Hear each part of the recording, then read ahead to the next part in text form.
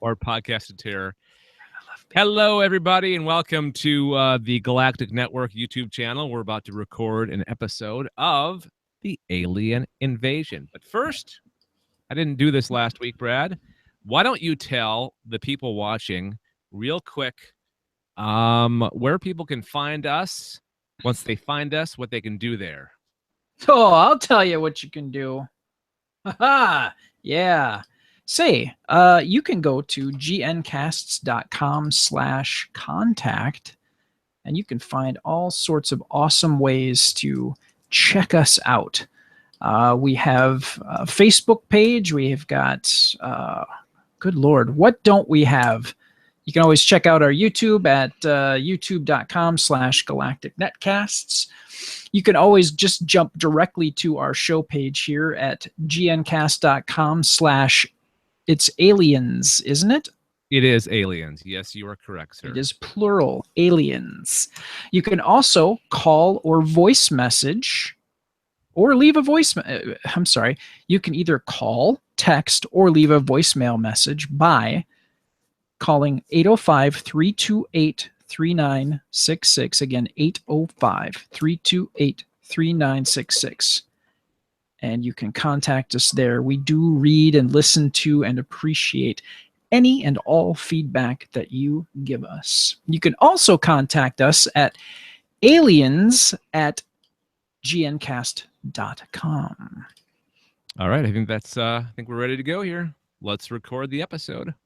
Excellent. Good job, Brad. Thank you. Thank you. All right, here we go. Okay. Welcome to the Alien Invasion number 220, recorded on Thursday, May 11th, 2017. I am Dave Nelson, and that is Inessa Moyens and Brad Ludwig. Coming up, 10 of America's must-see UFO destinations. BBC's making a Victorian-era War of the Worlds TV series, and how SETI plans to find alien life by 2037. Those stories, plus the sightings, or actually, there's only one of them, sighting, and our picks and warnings. Before all that, though, our question. Hang on. All right, let me stop that recording. Start a new one. Bloobity blop. All right. Would you be willing to be Would you be a willing abductee if the aliens promised, they pinky swore with you, cross my heart, hope to die, stick a needle in my eye, to take you into space and or to visit their home planet, or really any other planet? Willing abductee if they made that agreement with you. Why am I being abducted, and what do they plan to do? Okay. What's the fine print, Dave? The situation. Yes. It's like one of those things. I don't know what to compare it with, but okay, you make an arrangement. Say you're online one night, boop-a-doop-a-doop. You're surfing around the internet, find a web page. You're in search of, you're on Craigslist, in search of willing alien abduction participant. All right, you make the arrangements, you sign the contract, but in the fine print it says they can take you at any time without notice. So you could be lying in bed, having the best dream ever, having the best sleep ever, but aliens can come to your house and abduct you and take you away because you agreed that you'd be willing to do this if they took you into space and or you got to see their home planet or other planets in the solar system or in the galaxy. Would you guys be willing to do that? I just might. Yeah, I just might do it. Okay. How about you? I'd have to get it in writing. I got a feeling that you're going to say no. I have this feeling. What? I'm just thinking, well, I guess I also had a sinus infection and like hardly any sleep, but I was going to say I ended up getting like altitude sickness at 10,864 feet or whatever Sandia Crest is in New Mexico. I don't know that it's a great idea for me to go into space. Okay, here's some caveats. There's a couple of caveats here. All right. They're not going to do anything to you, okay? No, I'm saying me physically. Like, I don't know that I could handle going into space. I'm just saying that's okay. That's one of them. But the second one is a completely. It's not like it's not like an airplane, or it's not like going up into the mountains. Okay, completely pressurized cabin. You're not going to feel the effects at all. They have the technology to wrap their ship with some kind of force field or some kind of like technology that it's not affected. The people inside are not affected by traveling through space and or the atmosphere. Would I be able to take a camera? Sure, why not? Well, because I feel like if I'm going to go all this way, then I mean, I'd kind of like to have proof. Pictures or it didn't happen. Oh, get out of my head. I was just going to say that. Yep. So, yeah, I suppose. All right, we have a winner. Woo! Bags. We're going tonight. All right, let's stop it right there. Perfect segment. That was great, guys. Wonderful. All right, on with the news. The Now, news. would they serve escargot? Would they? What's the in-flight meal like? Do I get window seat? That's just how we operate. I have questions. We're just we're pampered human beings. I have food allergies. Hang on, I gotta tack that onto the stop. Okay. Right. I'm claustrophobic. Will there be windows? Okay. Let's do the news. All right, Inessa, you got the first news story. What do you got there? It comes from Popular Mechanics, which is actually kind of surprising. So, anyway, while you could spend your summertime beach bumming or exploring nature, maybe it's time to pursue another true American pastime: visiting weird UFO sites. Although we... I went to Roswell for the UFO festival, so sign me up. Yeah, well, I've been to Roswell, but I've not been there for the festival. I went to the museum. So anyway, although we, the Popular Mechanics folks, are a serious journalistic entity and would never support the extraterrestrial theory of UFOs, here are some suggestions for you as you make the cosmic trip of a lifetime. So first up, we have Kecksburg UFO. In 1965, Kecksburg, Pennsylvania, had its own Roswell when a bell-shaped craft blazed through the late afternoon before crashing into a nearby wood. Of course, it was immediately covered up by the military, or at least the legend goes, but not before the residents saw Egyptian-like hieroglyphs on the side as it was hauled off. In 1965, Kecksburg, Pennsylvania. Oh, apparently I copied and pasted twice. Woohoo! There was a protracted legal battle to find out what crashed in those woods, and strangely enough, Hillary Clinton campaign chairman John Podesta got wrapped up in the whole thing. Podesta has a long-standing interest in UFOs and has been advocating for the release of Kecksburg documents since at least 2002. Aliens, a failed Russian Venus probe, and even a Nazi aerospace vehicle have been implicated.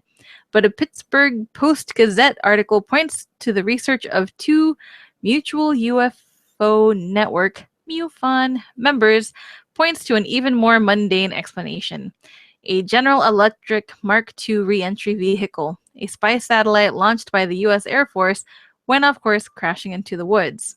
Today, getting to the point, a replica sits outside a social hall with a gift shop on site.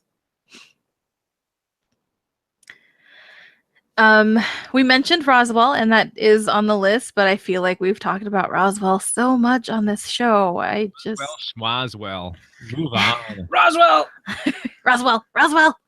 So there's Roswell UFO Museum. As Dave mentioned, there is an annual UFO festival that occurs. It's June, July, I forget. July. And then Going from Roswell, of course, you have to go to Area 51. So there's an Area 51 tour. Again, not really going to cover that a whole lot or at all. And so moving on to UFO Watchtower.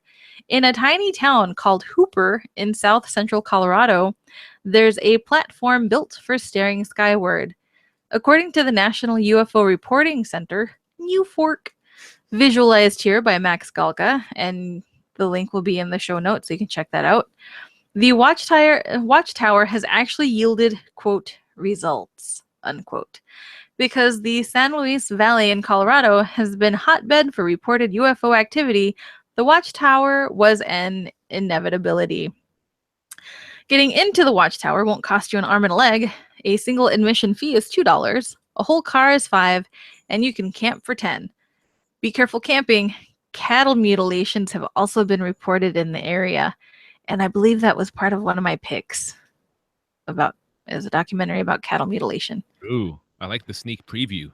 Ooh, no, I mean this was like a pick from like months ago. I forget the name, but it involved cattle mutilation in the Southwest. Greater Green River Intergalactic Spaceport. That sounds pretty cool. In 1994, the Schumacher-Levy 9 comet crashed into Jupiter, sending up quite a few fireworks show in the solar system.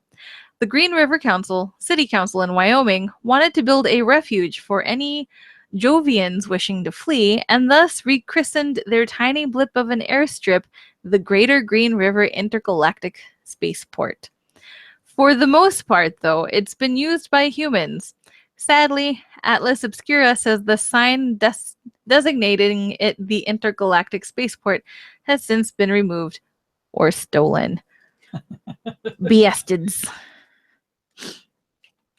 Next up, we've got the UFO Welcome Center in Bowman, South Carolina. A man named Jody Pendavaris built a trash castle monument to our alien overlords called UFO Welcome Center. Pendavaris allows visitors to his rickety outsider art project. The idea reportedly struck him in the 1990s, sort of like the Potato Devil's Tower in Close Encounters of the Third Kind, but made out of sheet metal. And by Memorial Day 1999, it was open for business. I think I've heard about that place. I think it was some like documentary show I watched. Yeah, I feel like it might have been a small documentary on YouTube, but I think you have to climb up a ladder to get into it, if I recall correctly. Next, Little Green Men Festival. Whoop whoop. A farm near Kelly and Hopkinsville, Kentucky, was the site of an ambush from above in 1955 when several goblin-like creatures reportedly descended on the house of Elmer Sutton. That Elmer fellow. By the time authorities arrived, the visitors were gone, though the occupants of the house were spooked by the encounter. These days, Kelly plays host to the annual Little Green Men Festival, which falls on the third weekend of August every year, the same time as the encounter 62 years ago. This year, the festival happens to fall on the same day as a total solar eclipse sweeping the nation on August 21st. Exciting! The same day as the alleged encounter. Coincidence? Let's see what happens in Kelly that afternoon in just a few months. In other UFO farmhouse-related news, McMinnville, Oregon, has its own UFO festival as well, aptly called UFO Fest. This year's event is set for May 18th through the 21st. McMinnville was the site of one of the most famous UFO photos ever taken. Really? Yeah, it was taken in 1950, and the photos were printed in Life magazine and in newspapers across the nation and are often considered to be among the most famous ever taken of a UFO. Most UFO skeptics have concluded that the photos are a hoax, but many ufologists continue to argue that the photos are genuine and show an unidentified object in the sky. Thanks, Wikipedia. Did you go above and beyond the call of the article and actually look that up yourself? I clicked the link that was in the article, which took me to the Wikipedia page, and I just started going. All right. All right. Alien graves. In the 1890s, there were a rash of mysterious airship sightings. And, like all good hokum, Some of those allegedly crashed to the ground, including in Max, Nebraska. The good people of Aurora, Texas, reported one such landing, and townsfolk did what they only thought was right: gave the dead occupants a burial in an unmarked grave. Some small town papers of the time didn't quite have the upstanding journalistic integrity of the New York Times and would, from time to time, throw in a bit of made-up entertainment. That may well have been the case in both Max and Aurora, as subsequent investigations of the cemetery have turned up nothing. Dum dum dum. Oh well. And next we've got Betty and Barney Hill. Won't go into the history too much, but Covered it pretty good on this show. yep. Long story short, Betty and Barney Hill were driving through the rural New Hampshire on the way back from Portsmouth when something happened. Aliens in the sky. And under hypnosis, the couple claims they were abducted by aliens, becoming one of the first widely publicized cases. Though the Hills have since passed away, New Hampshire has erected a historical marker of the couple's encounter with something. And last on the list, we have Futuro House. No. Inessa, you have to say it like this. Futura House. House. Oh, hang on. One more time. Futuro House. I love that so much. Continue. In the 1960s, you didn't just have in the 1960s, you didn't just have the chance to see UFOs in the sky. For the right price, you could live in one. The so-called Futuro houses were a finished design meant to embrace modernity. Modernity? Made up word. To embrace the modern life, but instead were regarding as something more of an eyesore. A few of them still exist today. Atlas Obscura has a map of the homes that still exist, and some remain in better shape than others. And again, this story comes from Popular Mechanics, and I just thought that was kind of cool. And if people were, maybe in one of these areas or looking to do something, little road trip during the summer, it'd be kind of cool to check some of these places out. I think it's the perfect time to cover an article like this because vacation season is coming up very soon. Yeah, we start planning. And also, I think this is a great article because we learned things. We learned history. And yes, geography, too. History and geography. Crazy. Learning all sorts of things. Informational and educational. Woohoo! And we try to make it a little entertaining, too. Yes. A little bit. But I can't say modernity. Modernity? Modernity. That's hard. Modern life. Okay. Modern stuff. So, question, if you guys are going on your ultimate UFO road trip across the good old US of A, and you only had the chance to maybe go to two of these, which ones would you check out? I'd kind of like to see the Little Green Men Festival in Kentucky. Sounds fun. I think that would be kind of cool. Yeah, I'd choose that one, and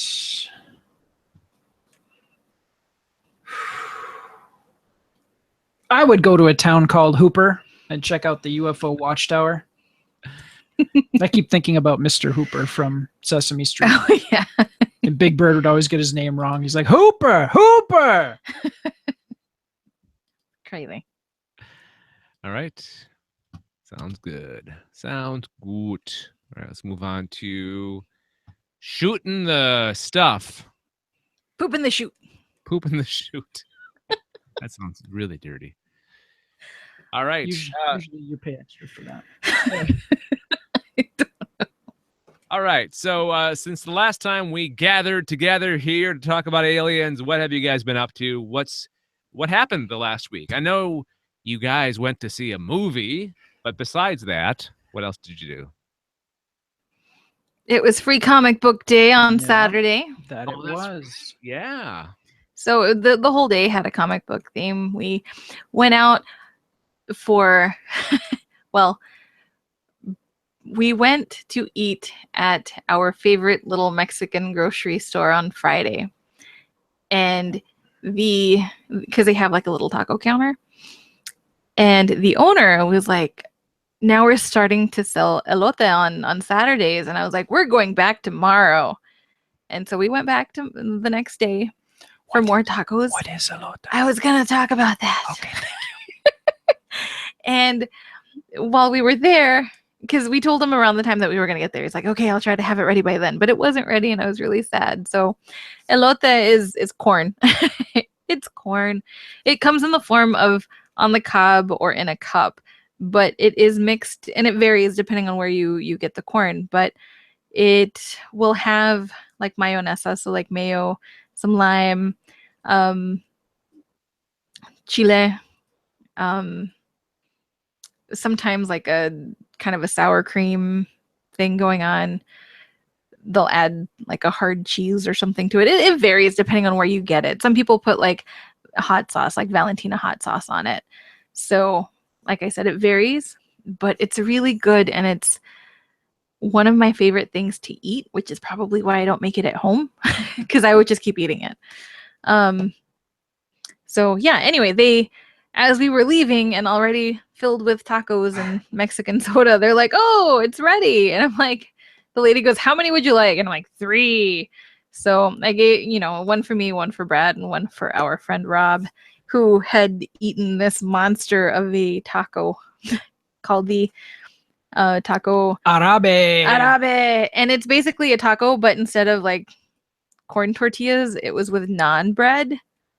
So it was a fairly large taco, and it's got like this little mountain of meat and like avocado and like I think chipotle sauce of some sort, cheese, cilantro, onion, and it's, I think refried beans as well. It's this magical thing, and it's yummy, but you're incredibly stuffed by the time you're done eating it.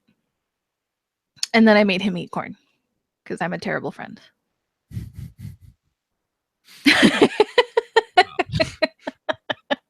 You're a food terrorist is what you are. I am. You will eat this corn. And it's funny because he like finished the corn before I finished mine. He's like, that was really good. I'm like, yes, it is. This was on Saturday, the comic book day. Yep. So then after that, we drove down to Stevens Point, and we went to a comic book shop and picked up some comic books, free ones and ones for purchase. And then we went to go see Guardians of the Galaxy. Nice. And then we came back, and that was pretty much our day. All right. Sunday was fairly uneventful. And Saturday, we're going down to Oshkosh because I'm going to meet my niece's friend who's working for the next 2 or 3 months in Milwaukee and wants to meet me. So Great. Cool. Yeah. Let's see. We've had terrible flooding here. So I spent the weekend on the air talking about floods. Wow. Took a damper out of comic book day. I was going to talk about it. I think I mentioned it once on the air. We have a comic book shop right across the street from our station. So nice. It's a cool shop. I didn't go there for comic book day, but I've been there before for it. It's really neat. So pretty much the weekend was floods and the Ottawa Senators, because they're doing really well right now. Our hometown NHL team, they made the Eastern Conference Finals, so we're taking on Penguins starting Saturday, in 2 days. So, and then I'm going home next week, so I'm pretty excited about that. Woohoo! So Sweet. It's going to be, by the time you listen to this show, I'll probably be back. Because we're recording a week before I go, and I won't have time to produce the show. So this will be about 2 weeks after. You'll get the show about 2 weeks after we actually recorded it. So next time we do it live, we will talk about my trip and all that stuff. So, Nice. all right. I think that does it for that. And that was Corn Talk. That was corn talk, but not corny talk, just corn talk. No, just literal corn. All right. BBC is making a Victorian-era War of the Worlds TV series. You guys probably saw this story this week. I did. I'm pretty excited. Yeah, it's super, super cool that they're setting it back in the era that the actual original story took place. Last week, BBC announced a number of new shows, including a 3-part series based on H.G. Wells' novel, The War of the Worlds. The show is scheduled to go into production next spring, and it appears that unlike most modern adaptations, it will be set back in the 1800s. Or it could be 1900, because that's officially when Victorian era ended, was 1900. The series will be written by Peter Hartness, who adapted Susan Clarke's Victorian-era fantasy novel Jonathan Strange and Mr. Norrell for the BBC, as well as a handful of Doctor Who episodes. I didn't look it up. I didn't see which ones he wrote for. Maybe one of you want to check that out while I read the rest. Checking it out right meow. Right. The project, I knew this sounded familiar. It was first announced back in 2015. I think we talked about it back then. Probably. Yeah. And today's confirmation and production comes only months after the book entered the public domain. And that also rang a bell, because I think we mentioned that when this story first came up 2 years ago, that it was not a weird coincidence, but a coincidence, not even a coincidence, a planned thing that they were making this TV, what do you call it? 3-part series. Miniseries? Yeah, I guess in Britain, that's not really a miniseries, because That's like a season. Yeah, it's a season for some. Or I think they just call it series. Yeah, series. The novel, in case you don't know, follows an unnamed narrator as he watches a series of shooting stars, which turn out to be vast metal cylinders containing Martian invaders. The aliens attack the assembled humans and begin a conquest of the planet, only to succumb to human diseases. Yeah, it's been done before in many ways, including the most famous, the radio play by not H.G. Wells, Orson Welles. Orson Welles. The other Wells. Yeah, in the 30s, and then it was done in the 50s. That really beautiful Technicolor movie, and then it's been done a few more times, including with Tom Cruise in the early aughts. But it's never been done before in its original time frame, which is the late 1800s. So that's pretty exciting. What'd you find out, Brad? Anything? Yes, he wrote 3 episodes, and you will definitely know those episodes if you're a Doctor Who fan. Kill the Moon, Mm-hmm. the Zygon Invasion, Yep. and the Zygon Inversion. All pretty recent episodes. Yes. He was a writer during the 2014-2015 season. All right. Sweet. So are you guys, I'm sure that this will be made available somehow to us in some way or another. So Absolutely. I'm sure that you guys will watch this once you can, right? Oh, yeah. Yeah. And I'm sure there's other ways. VPN. Watch it. I have no idea what you're talking about. BBC player. iPlayer. What? Well, I'm kind of wondering if it'll end up being released through like PBS or something. Yeah, that sounds. Because I know they did that with Sherlock, and so we were able to stream that through PBS's app on the Roku. That sounds about right. I think you're onto something there, Inessa. See, we put our heads together. We figured this out. Make it happen, PBS. All right. So again, that's the Victorian-era War of the Worlds 3-part TV series on BBC, going into production next spring. So I'm guessing probably a 2019 or late 2018 release. Right. Check local listings. And of course, we'll keep you updated on that. Yep. All right, third and final story, Mr. Brad. What do you have? I have an interesting story about SETI's plans to contact, well, not contact so much as find, I misspoke, alien life by 2037.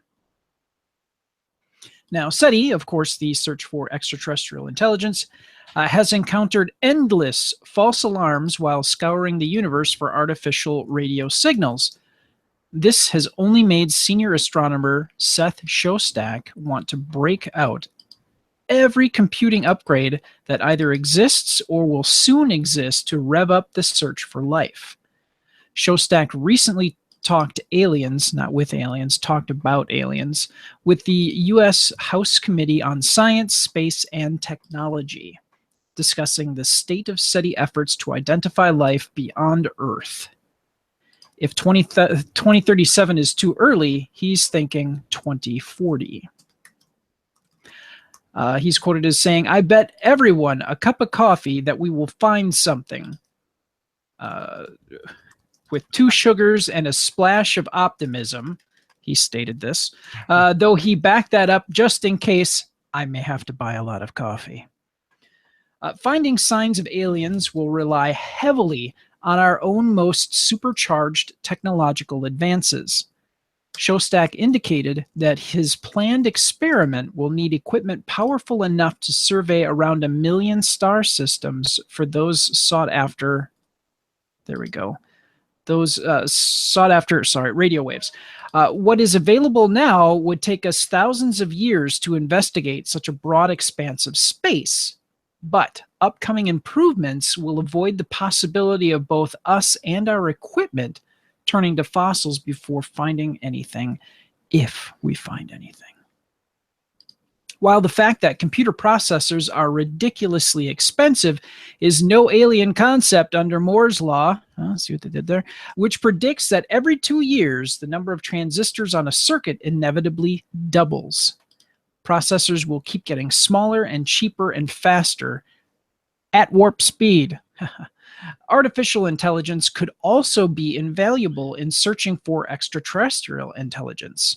New types of machine learning are being developed by SETI scientists to pick up signals, which is now painfully limited because the current equipment can only seek out one particular pattern in the radio data transmitted to it. Of course, Shostak couldn't go without mentioning his interest in TRAPPIST, the TRAPPIST-1 system. 3 of those 7 planets are potentially habitable.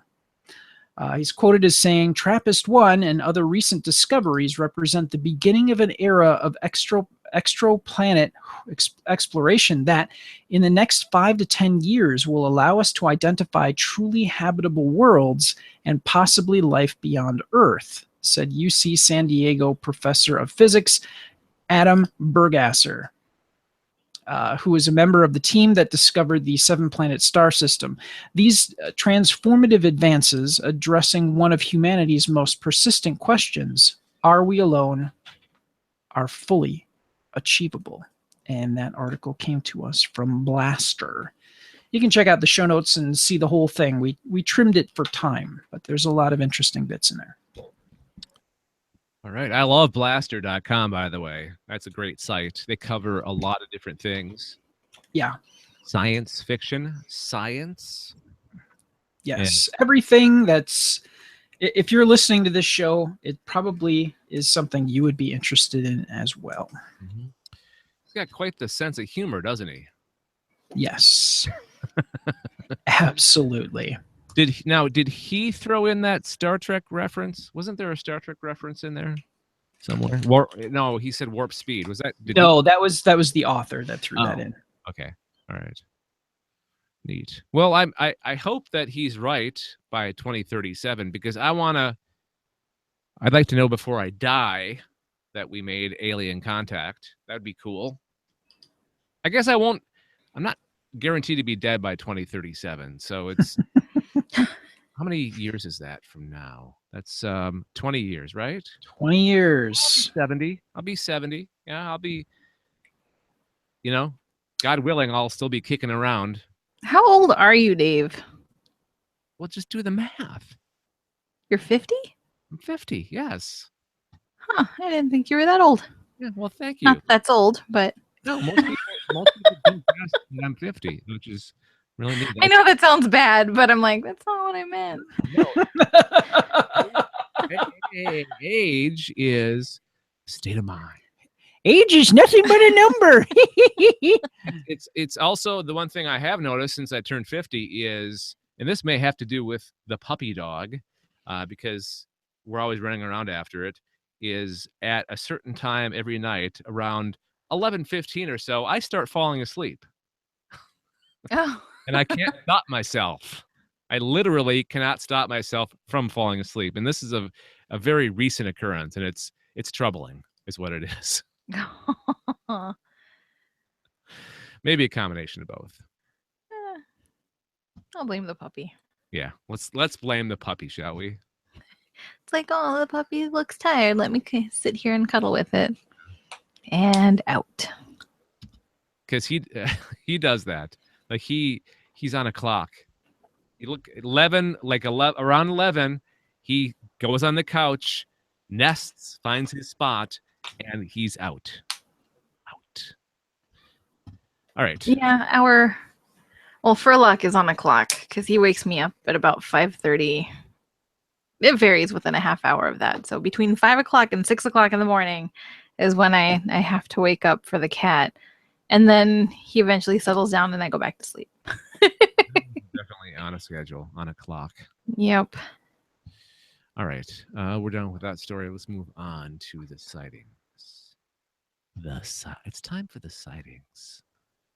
All right. Let's talk about a possible alien craft entering our very own atmosphere. Are extraterrestrials visiting us? Or could it be swamp gas? Or maybe Venus? Possibly somebody's drunk? Let's find out. Let's find out from Inessa. Inessa, what's your sighting this week? My sighting, well, I guess like the title would be Emerald Green Orb Puts on Light Show in Marietta, Georgia. So this occurred really recently, May 7th of this year. It was reported on the 8th, and it was posted to, where did I go? New Fork on the 11th. So I was looking through their recent posts and came across this one. The shape was a sphere, and the duration was about 6 seconds. The wife and I were sitting on our deck looking at the stars and the waxing moon. It was around 9 p.m. on a cool spring Sunday night. The sky was clear and cloud-free. The moon was at 95% full. I was looking over the roofline of my house towards the south and east. My wife was looking south and west. Suddenly, can I interject? Can I interject real quick? With my wife? My wife. Go ahead. Okay. Suddenly, there was a flash of light over the roof line in my side of vision. It was an intense, luminous emerald green color. It looked like electrical sparks with arcing shades of current. It appeared to be 3 or 4 times larger than the moon. From the center of this matrix emerged what appeared to be a round or slightly oval orb with what looked like a lightning bolt trailing it. The short trajectory of the object curved at 180 degrees, like the letter C, and it stopped at that point. The trailing energy field that followed the orb was visually sizzling, no sound, like the fuse of a firecracker, and eventually subsided. The orb was standing completely still, motionless at that point. If the moon was a basketball, this orb would have been a softball. I yelled at my wife to look at the object, and she stood up in time to see it begin to pulse and speed away. It shot into the tree line and disappeared. I have never seen anything move so fast from a dead stop. It seemed to me the pulsing of the object correlated with its rate of acceleration, as if the pulsing was a proponent of its propulsion. The angle of the sighting was at a 45 or 50 degree angle.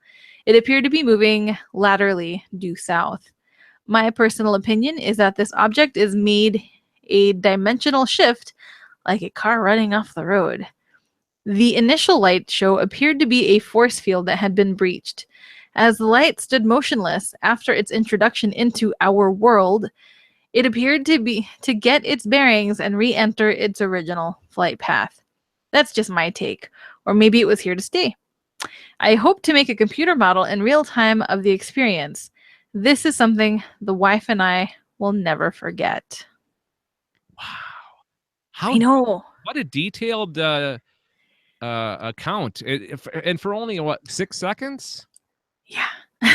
It's a lot of detail in 6 seconds. No. And I'm like, I saw a light and it was green and it moved really fast and then it stopped and then it moved really fast again and then it was gone.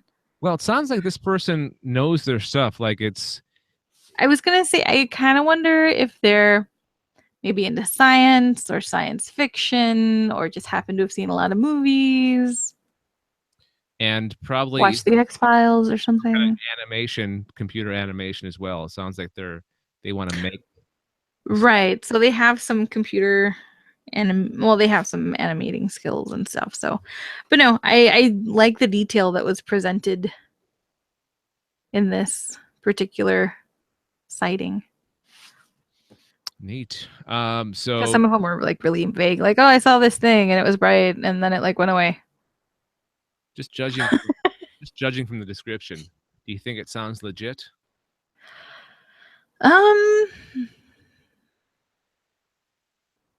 I would say so because there's nothing about anal probing.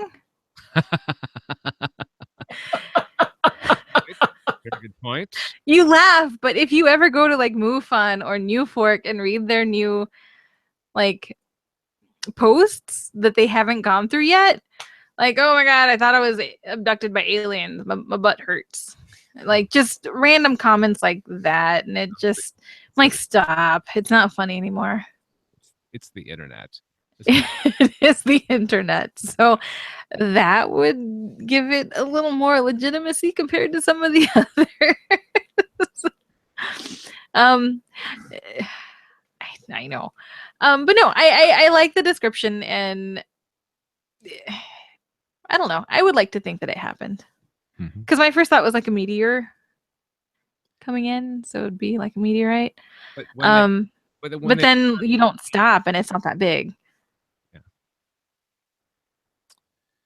All right. I would like to see this. I'd like to see an object all of a sudden appear out of nowhere, stop, just motionless like this. Yeah. Description sounds amazing. I would like to see their animation when they're done. Yeah. Let's contact this guy. Is there an email there? No. They take out the email addresses for privacy. Damn it. Okay. I know. Well, if you're listening, guy, or is it guy? I assume it's a guy. I mean, it could be a girl, although it's Georgia, so probably a guy. Okay. All right.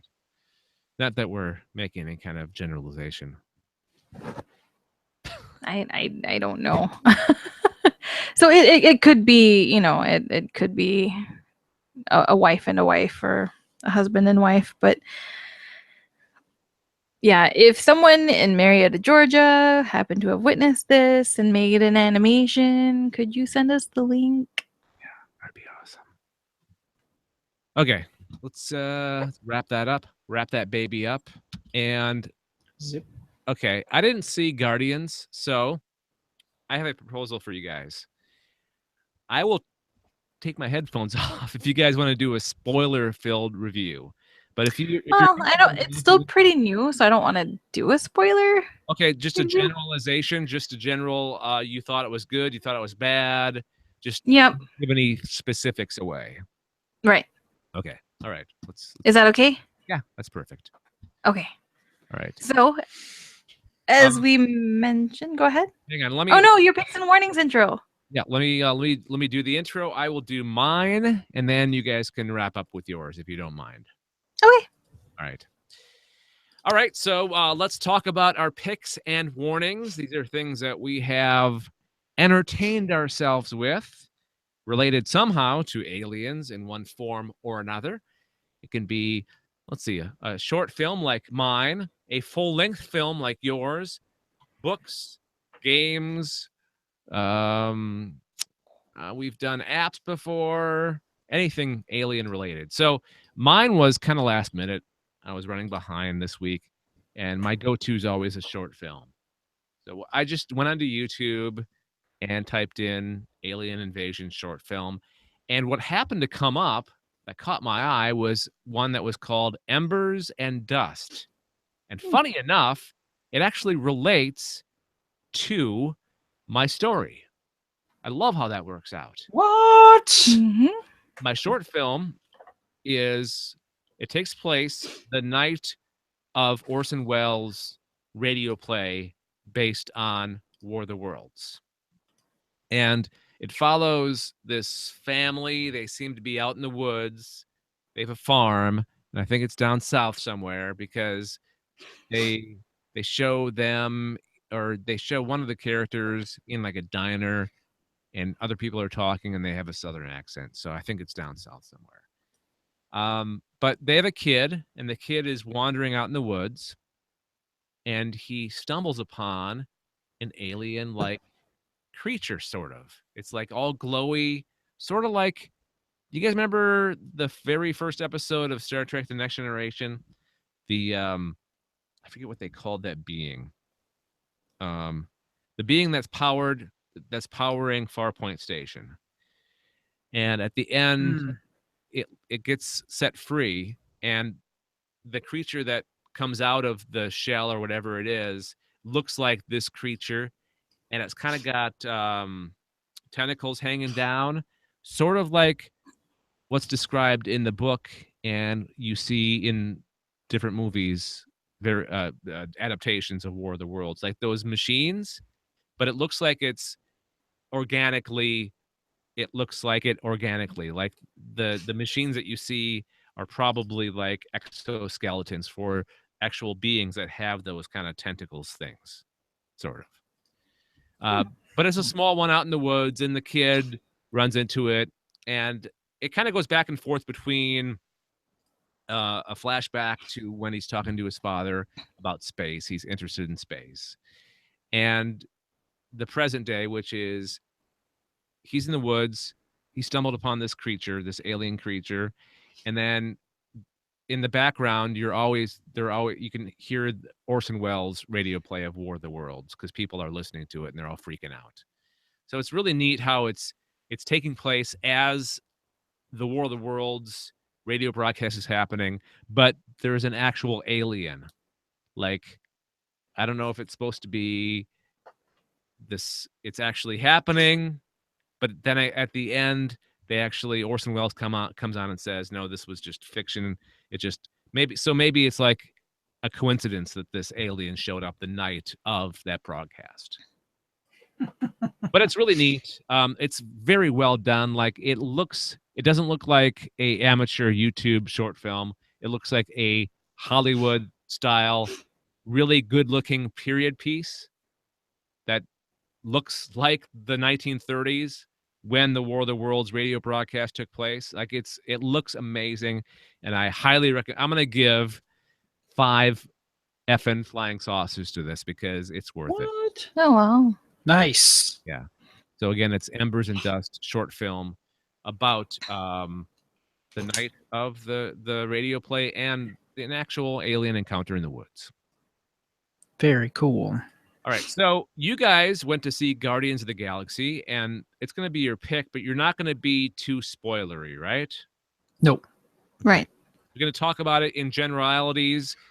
Maybe it's okay to talk about things that we already know from watching the first one, possibly. Because I think most people have seen the first one. Yep. Okay. Go for it. So we saw this movie called Guardians of the Galaxy Volume 2.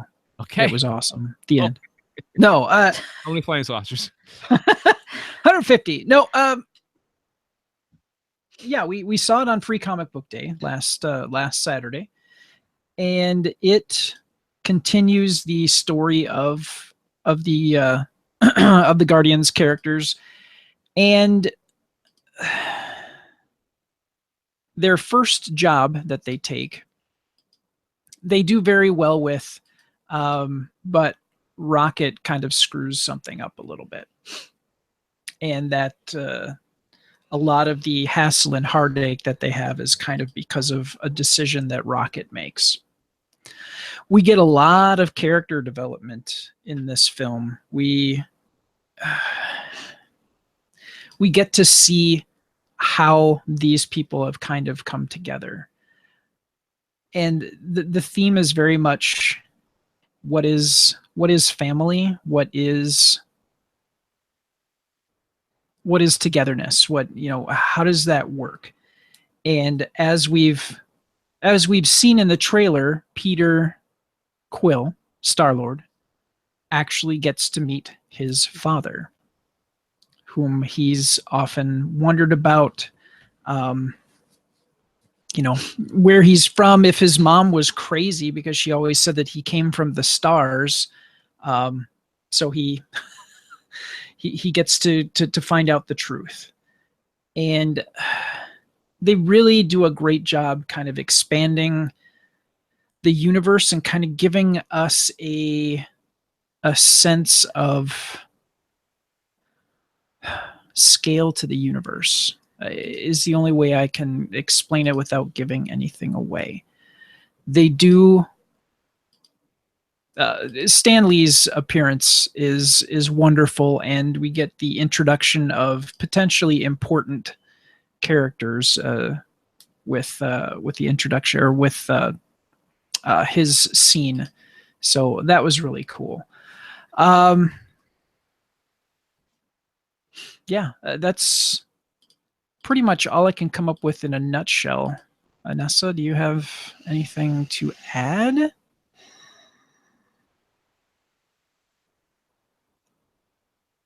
Yeah, I don't want to give anything away. Yeah, The music. How's the music? The music was good, I'm guessing? the music was great. The way James Gunn uses music at the right points in time, to me, I have never viewed Fleetwood Mac's The Chain as a song that would be the opening to somebody opening a large can of whoop ass.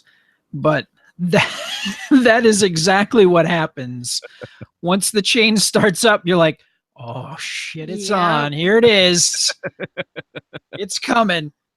Yeah. The shoe is dropped. The music in the Guardians movies are definitely a separate character. Like, he uses it like a plot piece, right? Yeah, he does. And he definitely uses it to set the mood, to Connect scenes, connect bring out scenes. emotions, and kind of reinforce where a character's head might be at that particular time. Now, we have, for the first two movies, there have been mixtapes. That has been the thing. When they do a job, they play one of Peter Quill's tapes. That just seems to be how it works. And at the end of the film, we've found a way to continue that kind of trend, but it might open up the music library a bit. And I don't want to say anything more than that, but it is hilarious if you know the history of what is done and how that is opened. It's a good funny moment. And for the love of all that is holy, people, sit through all of the credits, because there are 5 scenes to sit through. Not one, not 2. There are 5. And each one is either funny or is potentially a setup for either the next Guardians of the Galaxy film, or potentially what will happen, or a way that things can happen to bring the Guardians into Infinity War on Earth. Yep. Because we already know that's happening. Yes. Okay. That's not giving anything away. We know that the Guardians are going to be a part of it. Okay. Did you have something to say, Inessa? I heard you go. I don't remember now. She was worried for a brief moment that I was going to say something. No, I was actually going to say something in relation to the credits, but oh shoot, was it a funny bit? I don't know. Haha, that Groot. Yeah, I don't remember. So anyway, no, it was a good movie. There's definitely some spots that hit you right in the feels. Yep. And wow, once you see it, I would like to explain the importance of Sylvester Stallone's character. We know that he's in the film. Okay. And actually, there's a couple other cameos that I would tell you who it is, and you'd be like, "Oh, wow!" And their relationship to that. So, I think I know what Sylvester Stallone's character is just from reading stuff online. I think I do. All right. So, rate time. How many flying saucers? what do you think? 4.5. Yeah, I was 4.5 was actually the number in my head. Why 4.5? I feel like it needed another half an hour to kind of flesh out some things I felt that they kind of pushed through. maybe. That's probably a matter of editing, right? Yeah, and maybe they're going to do a director's cut that might, solve some of that. But To me, like my half knocking off isn't so much like it needing to add some time, but I felt like they were really trying to pick up off of the momentum of the first movie. And so if you haven't seen the first movie, or if you haven't seen the first movie in a long time, like since it was last released, so a couple years ago or so, then the like trying to pull you into the storyline at the beginning seems a little forced, I guess. Because to me, like, one of the things that you kind of enjoy about the first movie is you've got this dysfunctional family essentially that's always bickering and arguing, and they're butting heads, they're learning to get along and stuff, and that continues in the second one. But I feel like it was a little too much, and then they try to like start tugging on the heartstrings, and you're like, I'm not really quite there yet emotionally for the movie. And so that was kind of like my complaint about it. But like the second half of the movie, I think really takes off and like has a stronger way of pulling you in, not just to the story, but like emotionally and everything. So that was kind of like my docking it off. But I mean, it was still a very fun movie. It was quite entertaining. It was enjoyable. Yeah. First of 3 Marvel movies this summer. Because before if Marvel hadn't made the deal with Sony, it'd be only 2 Marvel movies this summer. So yay. Yep. All right. I'm looking forward to seeing it. I don't know when I'm going to see it. I may see it on vacation. We'll have to wait and see. Yeah, please do. And actually, if you saw it in 3D, if you don't get motion sick or whatever, I think that the way it was shot, the 3D wasn't an afterthought. It was actually planned in part of the design of the film. That's awesome. I love when they do that. Okay, cool. All right. Let's wrap that run. Gonna wrap that run.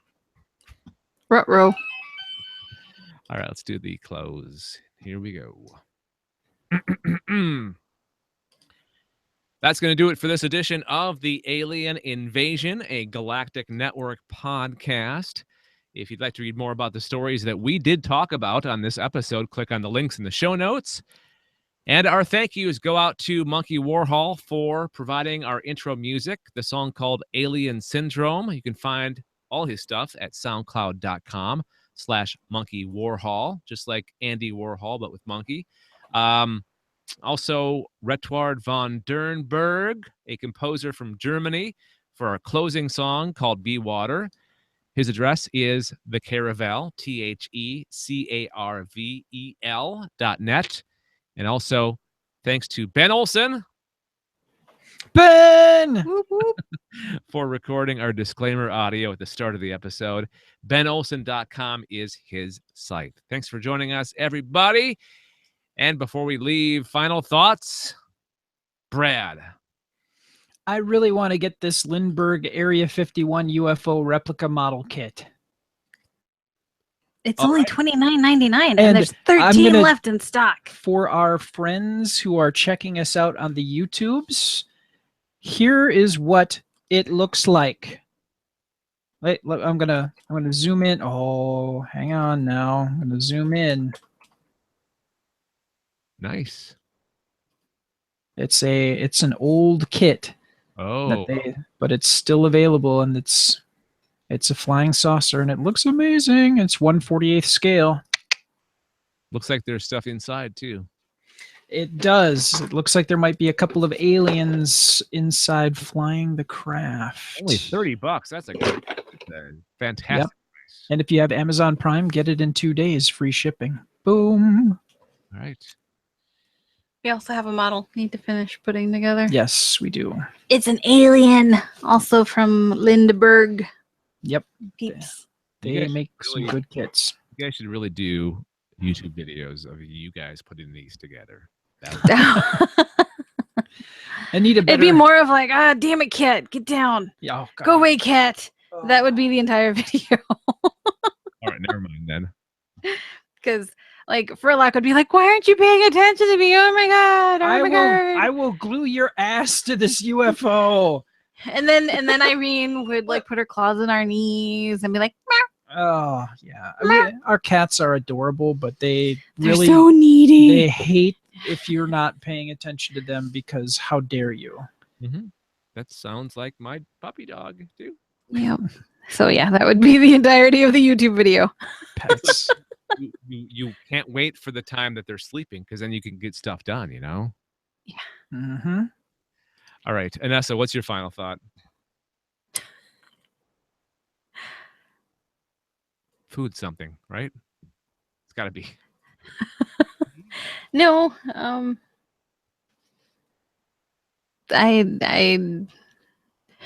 I don't know. I hate looking for flights. It's true. We're in the process of We're Well, airfare shopping. yeah. Let me say by we, I mean Inessa.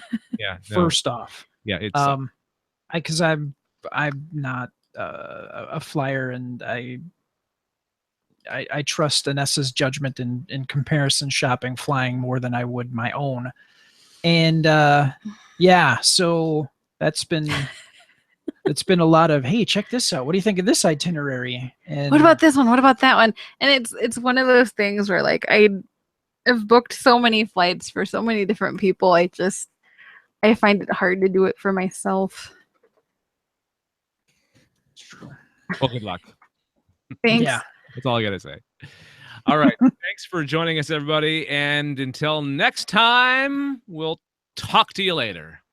Okay, bye. All righty. End of show. That's a wrap. Whoop, That's whoop. a wrap.